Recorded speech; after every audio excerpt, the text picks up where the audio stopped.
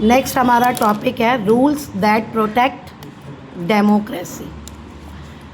To ensure that election are conducted in a fair, peaceful, honest manner. ये पक्का करने के लिए कि इलेक्शन फेयर, शांति से, ईमानदारी से हों, इलेक्शन कमीशन जो है इन फोर्सेस मतलब फोर्स करता है a set of guidelines. Means कि ये कुछ पॉइंट्स हैं जिन्हें मॉडल कोड ऑफ कंडक्ट कहा जाता है।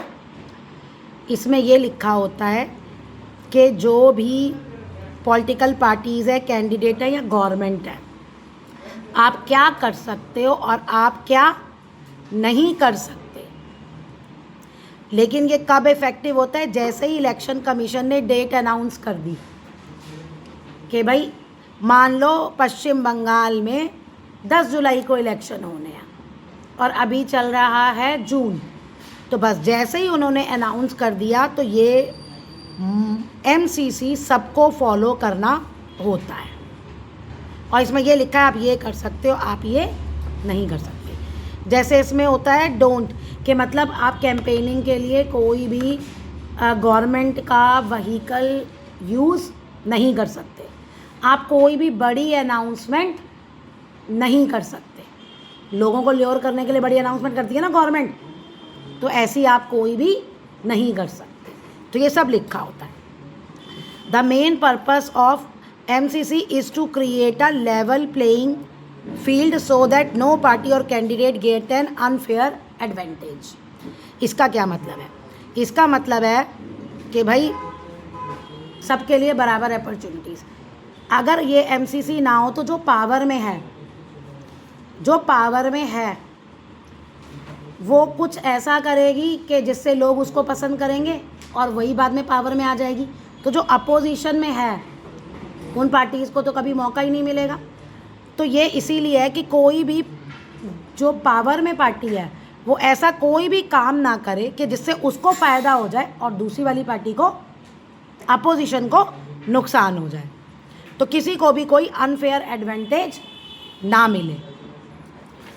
The party in power is not allowed to use. अब देखो क्या क्या है एमसीसी में।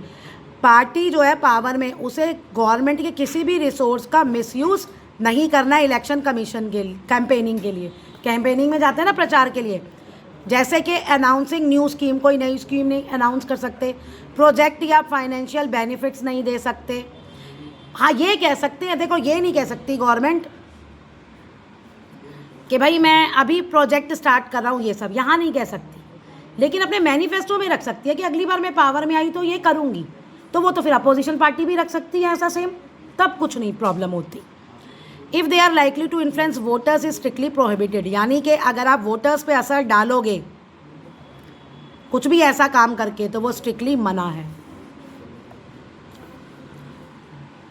ये तो करेक्ट कैंपेनिंग बिहेवियर, आप भाषण दे रहे हो, ये इनकरेक्ट है कि आप कैंपेन में ही अपना पैसे बांट रहे हो।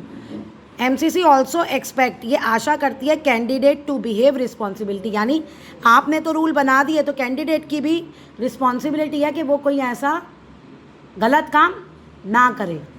एक्टिविटीज़ जैसे एब्यूजिव और हेटफुल लैंग्वेज, जैसे क्या यहाँ कर सकते हैं, बोल सकते हैं, लेकिन भाई ये नहीं है कि आप किसी से नफ़रत वाली लैंग्वेज या बुरे उसे वर्ड बोलोगे, डराओगे वोटर्स को, गलत इन्फॉर्मेशन दोगे लोगों को, मनी या गिफ्ट ऑफर करोगे, है ना, in exchange for voters are consider serious violation. तो ये बहुत, वॉल्यूशन मतलब होता है नियम तोड़ देना। Such practice undermine the freedom of voters and damage the spirit of democracy. तो ऐसी प्रैक्टिस जो होती हैं वो क्या करती हैं?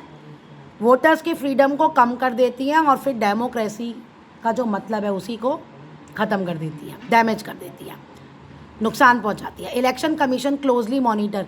अब ये इलेक्शन कमीशन ध्यान से देखता है इलेक्शन रिलेटेड एक्टिविटी और इन्वेस्टिगेट करता है कंप्लेंट ऑफ मिसकंडक्ट। यानी कोई भी अगर नेता ये गलत करता है तो दूसरी पार्टी का जो है वो इसकी कंप्लेंट इलेक्शन कमीशन में कर देगा, वो चुपचाप थोड़ी बैठेगा। तो फिर तब इलेक्शन कमीशन इस पे ध्यान देता है, इन्वेस्टिगेट करता है कि भाई क्या केस है। These include reports of cash distribution, कितना पैसा खर्च हुआ, ऑफिशियल व्हीकल, गवर्नमेंट का कोई व्हीकल है, स्टाफ है, कोई गलत स्पीच तो नहीं दी, अटेम्प्ट टू इन्फ्लुएंस वोटर, सारे यही सारी एक्टिविटीज़ जो पहले आपने डिस्कस कर ली। बाय एक्टिंग ऑन सच, इन कंप्लेंट्स में एक्ट करके ईसीआई इंश्योर्स करता है कि वोटर्स को अपनी चॉइस फ्रीली मिले और विदाउट प्रेशर मिले। अब जैसे कोई धमका रहा है मुझे वोट दो नहीं तो मैं बाद में देखो तुम्हारे साथ क्या करता हूँ अगर मैं नहीं जीता तो, अब मैं तो डर जाऊँगी, मैं तो उसको वोट दूंगी। लेकिन इलेक्शन कमीशन पे अगर रिपोर्ट हो गई, उसने पहले ही उस कैंडिडेट को हटा दिया कि भाई इसने तो गलत प्रैक्टिस की थी, अब ये इलेक्शन लड़ेगा ही नहीं। अगर वो उसे गिल्टी फाइंड आउट करते हैं इलेक्शन कमीशन, तो फिर तो मेरे को उसको चुनूँ या ना चुनूँ मुझे कोई फ़र्क नहीं पड़ता, वो है ही नहीं। इस तरह से freely without pressure. MCC important has an important history. क्या है, पहले ये कहाँ अडॉप्ट किया गया था? केरला में 1960 में, जब पॉलिटिकल पार्टी ने अपने आप वो वॉलेंटरी, मतलब अपने आप वो एग्री हुई थी कि हम एक कॉमन रूल बनाते हैं इलेक्शंस के लिए, रिकॉग्नाइजिंग इट्स वैल्यू। कहते अब इलेक्शन कमीशन ने देखा कि इसकी बहुत वैल्यू है, तो एक कमीशन ने ये पूरे इंडिया में लागू कर दिया 1962 में।